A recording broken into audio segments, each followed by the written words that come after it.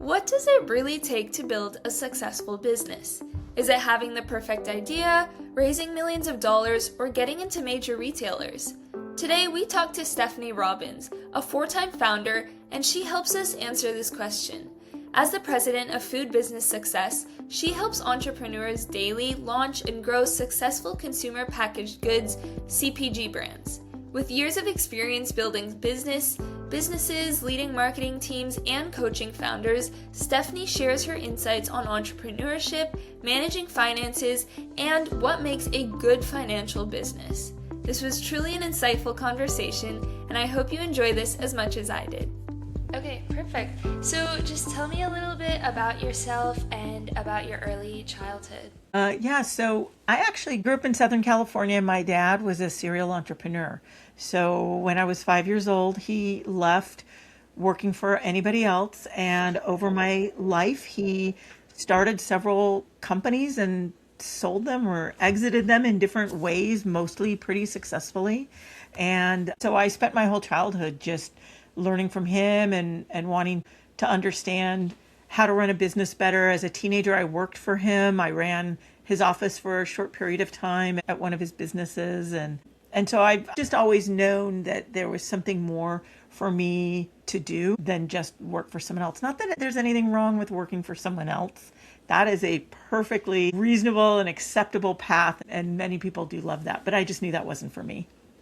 And how did you later on in your life go into management, and how did your career kind of kick off? Getting into management for me while working at other companies was definitely not a traditional path. I had my first job in consumer packaged goods.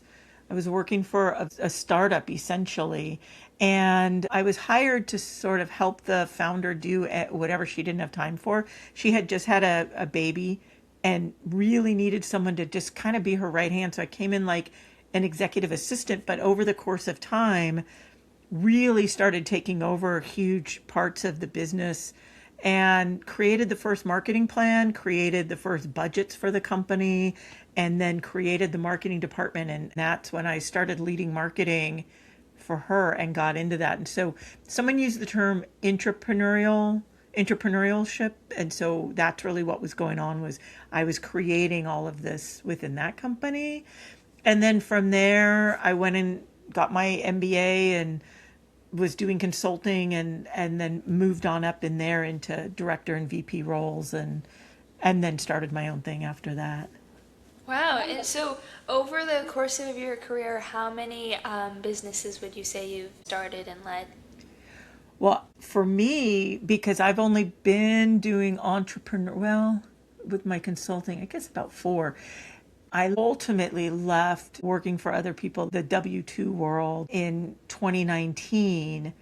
And so it's really only been about 7 years. And so I'm on my 3rd business now. But then there were parts where I had consulting in between gigs. But sometimes it was a choice. Like I left a company, didn't want to get a job yet. And so I was doing some consulting there as well. I guess maybe 4, 5. Because now, along with running Food Business Success, which I've taken over as president, I also have my own coaching and fractional business. So I don't know if we count those. So how did you, integrated. yeah. How did you get into Food Business Success? And can you just give me like a brief summary of what the company does? Yeah, so Food Business Success was started in 2019 by Sari Kimball. And it is coaches, classes, and community for early stage founders who want to create a brand in consumer packaged goods and want to take that to market and build a brand for them. And so last year I sold one of my companies, and then I was trying to figure out what do I want to do next. And I was sitting on a panel, and one of the people on the panel, he and I got to know each other, and he helps emerging brands that are starting toward mid-market. He helps them grow. And so if a startup comes to him, he would send them over to Sari at Food Business Success. But she had come back and said, I think I want to change what I'm doing here. And I really want to just do coaching and maybe do less of the other side of stuff. I would love to find someone to come and work with me on this or take over or whatever that looks like. So he and I met on this panel right around the time she sent that email. It was almost like the universe was aligning everything for us. And so he sent me her email and said, you should talk to her. And so I reached out to her, and it was perfect because what she wants to do and doesn't want to do is exactly, I want to do what she doesn't want to do.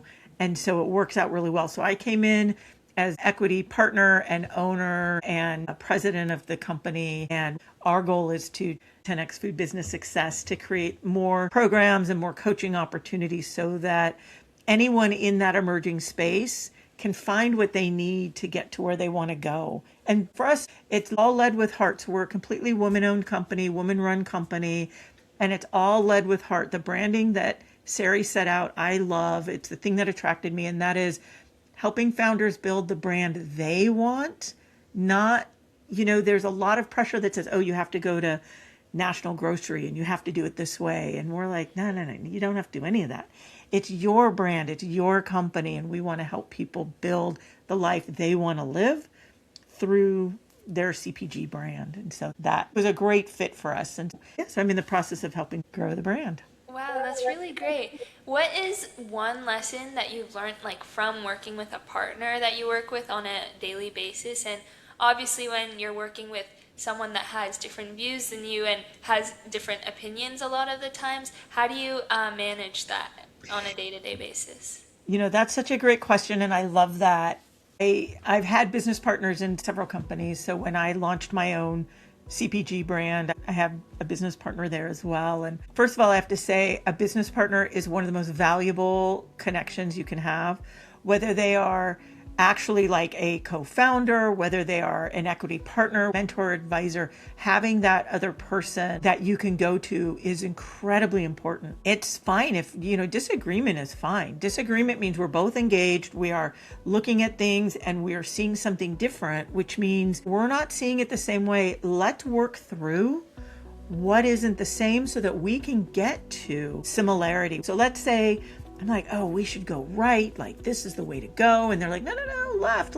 We need to go left. We're going to discuss what I'm seeing with right and what she's seeing with left, or what the middle might look like. And it's all about working through everything together to find what is actually the right path. And the key skill set here is not to worry about winning. This isn't about winning. This is about learning. This is about figuring out the right path. We might still go right because we sat down and we walked through everything and went, oh my gosh, that really is the right way to go. We might find a completely different path. Oh, you see that? Oh, I didn't even know that. Look at that. So having someone, first of all, that my strengths are their weaknesses, their strengths are my weaknesses. There's a lot of crossover too, but that give us really great perspectives that are not always the same is going to make us stronger and better. And then just work through it and, I value their perspective and their opinion, and I lean on them to be that expert that I'm not. But you also want to have confidence in what you think, right? Let them know. Don't just acquiesce because they're like, oh, well, they said that. It's a fine line. You don't need to win, and you don't want to just acquiesce. You want to come at it with honesty and build trust. I was telling you before we were recording, I have a podcast that we talk about a 4Cs framework. And in there, we talk about communication to create collaboration and consensus. Those are 3 of the 4Cs. So really just being mindful that what you think is important, what they think is important. And that to me is such the core of what makes a good company. And it's the most important relationship. So I do go off on that one. Yeah, bounce off of each other. And yeah, don't be afraid to stand on your ground, but also be flexible at the same time. Yeah. For sure. Obviously, you coach businesses, startups. What is one thing that you see kind of like a trend that hinders a startup from being really successful? That's an interesting question. There's a few things going on right now. One concern I have right now is reliance on AI, that people, AI is a great tool. And I'm all for using the tool, but handing over your brand voice, not questioning the strategy that AI comes up with, leaning too much on it and assuming that it's going to do for you everything. I see that coming around a lot more, and that's problematic. You need to think of AI as a tool.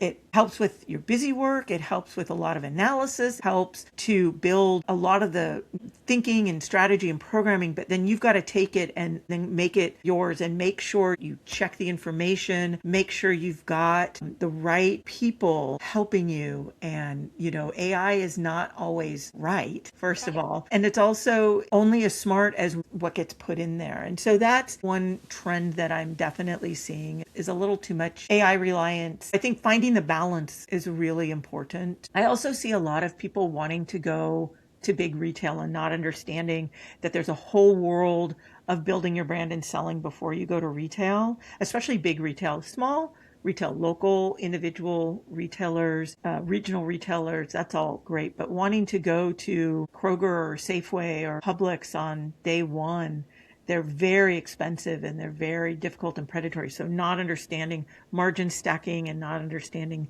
the industry.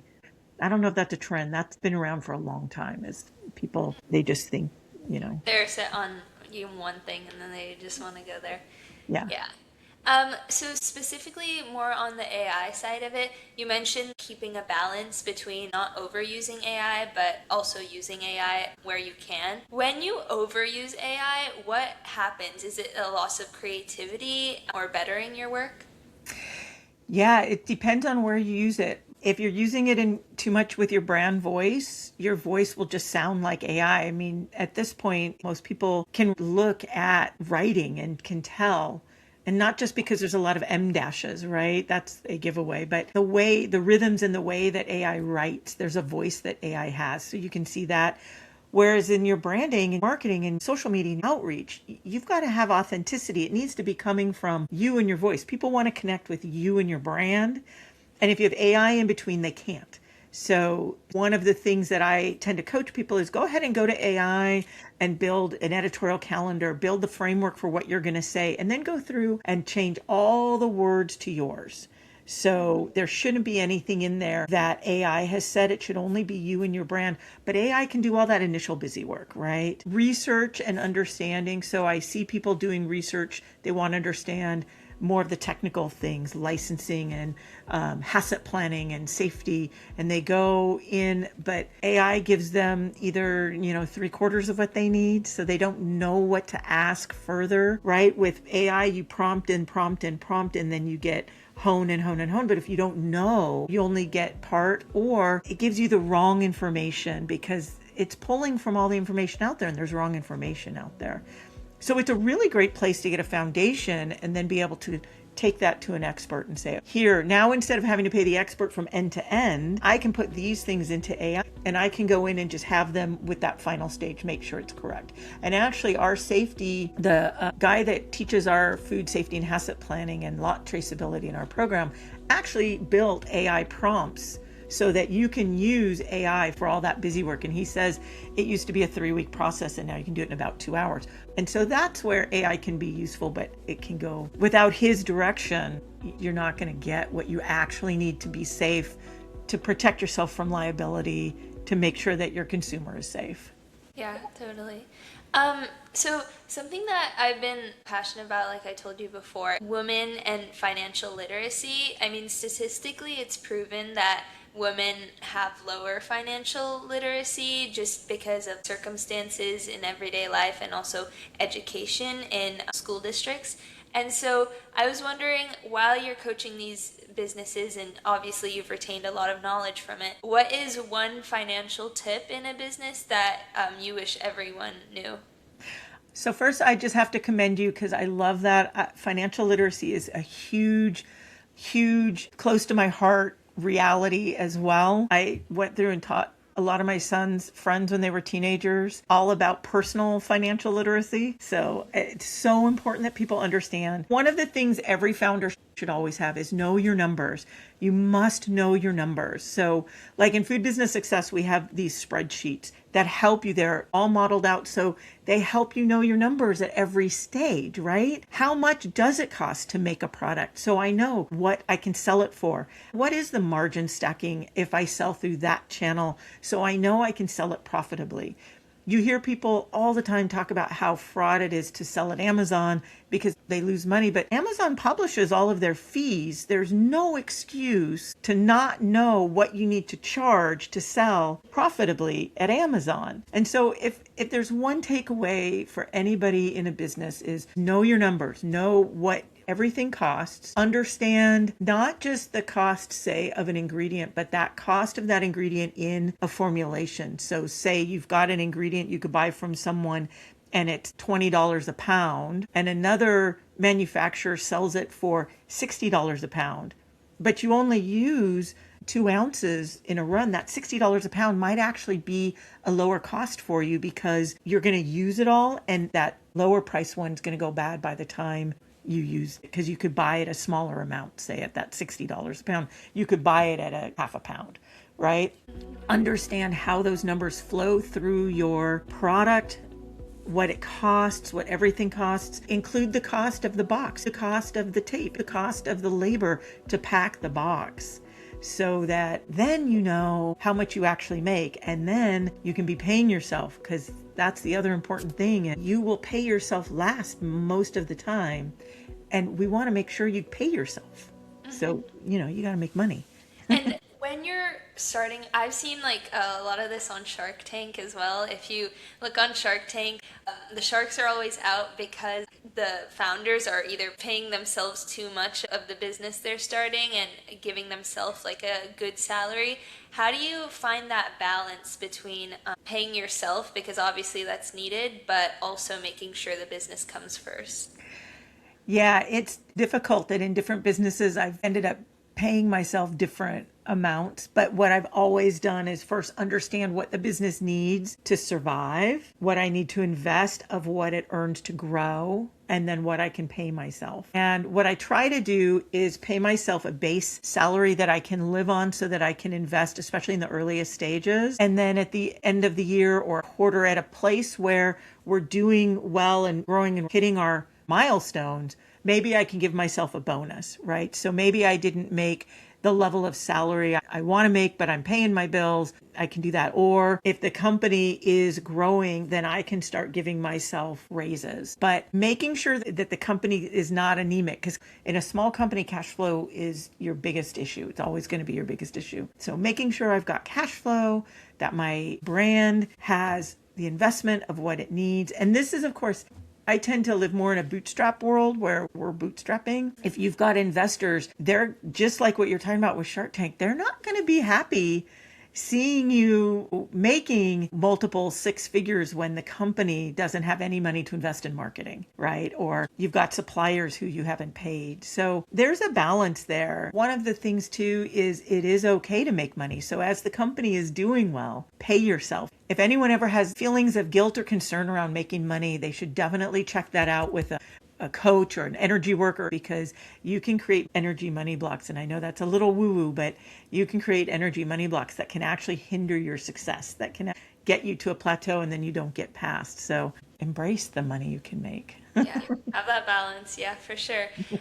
When you're starting a business and you're new into it, you have like the idea and stuff. Normally people go out for funding, right, to get money to actually start the business. What is the process of that, and how do you actually do that? So in consumer packaged goods, it's very difficult to get money, to get funding before you've got velocity in sales, that earliest stage. And so in my industry, it's grants. There's a lot of grants out there. You've got to find grants and get you to where you've got some sales and velocity before you can start going out to investors. Obviously, there's friends and family. There's personal savings, but there are a lot of grants, especially for women. We get so much less of the funding in general, but there are some, like if you go to Hello Alice has a lot of grants. That's a great website for finding grants. The Enthuse Foundation has grants for women. That's also, that the Enthuse is CPG specifically. When you do want to go out for funding and you put and don't forget crowdfunding too. You can also do some crowdfunding. But when you're ready, you want to make sure you find partners who are aligned with you. And sometimes it's kind of like job hunting where when you get an interview and you feel kind of desperate, like, oh, I really want this job. But the reality is you need to interview them as much as they're interviewing you. Make sure that any funder has an aligned goal. So in consumer packaged goods, we don't have as much venture capital funding. We have a lot more private equity funding. Venture capitalists, so I live very near Silicon Valley. VCs are very common around here. They're looking for brands that are going to be fast growth. They generally will invest, say, in 10 brands. As long as one hits really big, they're going to push that one to hit really big, and they want to sell it and get out as quick as possible. And then the other 9 they can care less about. I mean, obviously, if they can get them off the ground, great, but they're a lot less, so that's their gamble. Whereas private equity will grow and nurture a brand. So if you want to build a brand that can really grow, finding that private equity partner that works in that space. And again, I'm really speaking to CPG here, that works in your space. Maybe they've grown some, maybe that's all they do.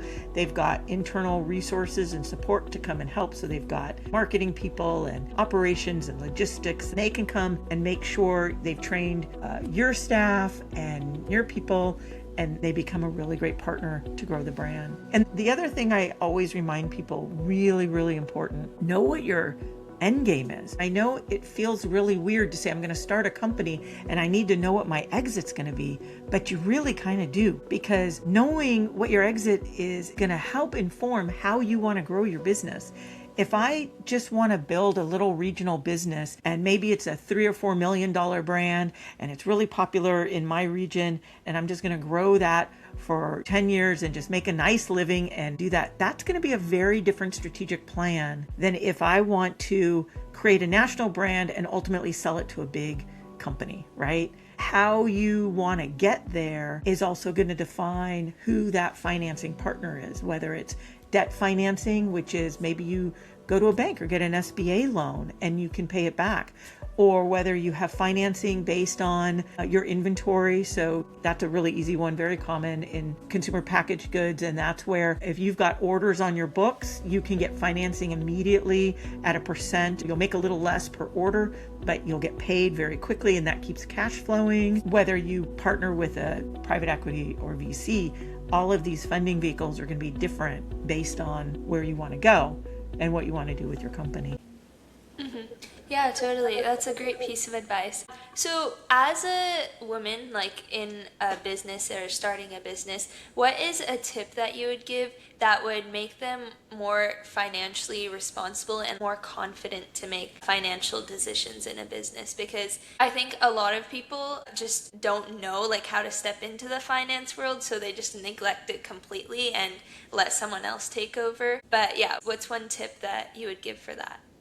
It always does go back to know your numbers. I went and saw, I can't remember her name now, but it was the CEO of Sur La Table, for anyone not familiar. It was a store that had all of the kitchenware and house goods, kind of like a Williams-Sonoma. And they had been a powerhouse brand, and then they kind of slumped, and they brought this CEO in to revitalize them, and she did. And this is old. I mean, I saw her probably 15 years ago. And when I saw her, she'd already left the company. So they brought her in, she came back and she revitalized Sur La Table, and then she left because she came just to do that. And one of the things she said is she absolutely is not good with numbers and she doesn't really understand them very well. And so what she did was every single morning she sat down with the CFO and had the CFO walk her through all of her numbers so that she knew the numbers.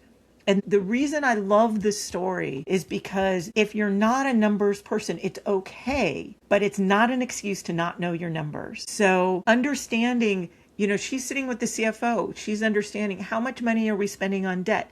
How much are we bringing in revenue? What is the cost of our facility? What are the costs of our salaries? What are all the fixed and variable costs, and why are they there, and what's happening with them? What levers are we pulling to change any ratio? So your CFO will have ratios, the way certain numbers add up to each other that let you know if your business is healthy.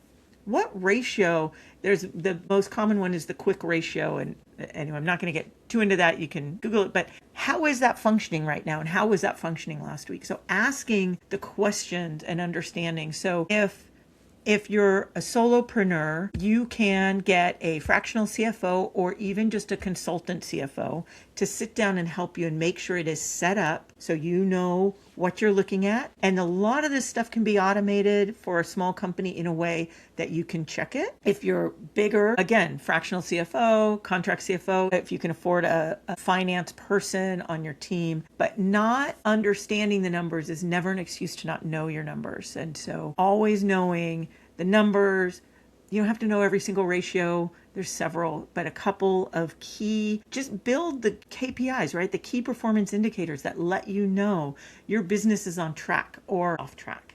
And the numbers don't lie. My dad, I shared with you, was an entrepreneur in one of his companies. They were busy, but he was not profitable. He was not sure what was going on. And he had this bookkeeper who was just amazing and came to him one day and said, all of the numbers are adding up, but the quick ratio's off. And she looked at a couple of others and she goes, these numbers are off. And she looked at him and said, someone's stealing money. And they were able to find out that my dad's right hand was embezzling money, but he was writing the orders in a way, he understood bookkeeping well enough to know that when the numbers went into the system, if they add up this way, it'll all add up. And if she hadn't run those ratios, she would have never seen that they were off.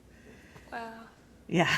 Wow, that's amazing. So lastly, as a kind of like final piece of advice, if you could go back, be in high school, what is one piece of advice you'd give yourself to get the leg up in the business world in the future? I think believe in yourself. Just be brash. You only live once. Just go for it. And know you might fail, but first of all, I don't like the word failure. It's terminal. Failure is the jumping off point to your next lesson. So while you're in school, don't worry about being the smartest person in the room. You want smarter people in the room teaching you things. Don't worry about failing. Let yourself fail, right? Like, I guest speak at Cal at Berkeley in the B-Bay program, and there are all these really high achieving students. And I'm like, I was there yesterday and said to them, don't worry about checking all the boxes for the A. Take a chance, break things. There's a Silicon Valley thing about breaking things often and quickly. Break things, fail at things, try things. If you never fail, you didn't push yourself to find out where your limits are. And when something doesn't come out the way you expected, figure out why. And that's the learning for the next thing. You will learn so much more by not meeting your goal and figuring out how to fix that than you ever will by meeting it. Now, I'm not saying that you don't want to succeed, but just go for it and don't be afraid. Just don't ever let fear guide you. Don't ever make decisions out of fear. Just go and do it. Yeah, definitely. Well, thanks so much. That was really powerful, and I really enjoyed talking to you.